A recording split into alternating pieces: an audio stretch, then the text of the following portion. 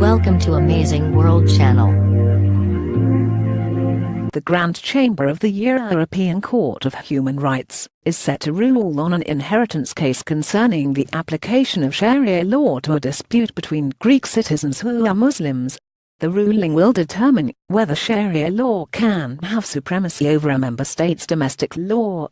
The court granted Christian Concern permission to intervene in the case of Molla Sali v. Greece.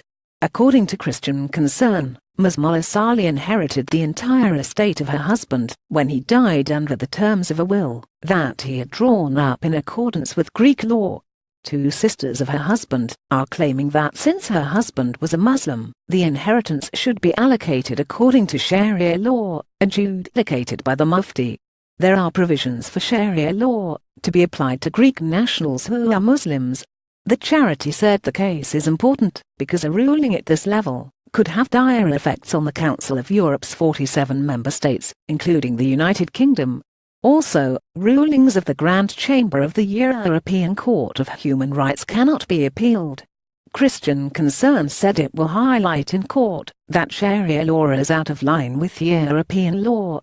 It said in a statement a network of sharia courts is operating across the country, creating a de facto parallel legal system which undermines the fundamental principle of one law for all. The intervention also highlights the discriminatory nature of sharia law, which means, for example, that non-Muslims cannot inherit from Muslims, and females only inherit half of what is due to males. It added sharia law is fundamentally incompatible with human rights, and our intervention explains that the Universal Islamic Declaration of Human Rights restricts freedom of speech and freedom of religion, as does the Cairo Declaration on Human Rights.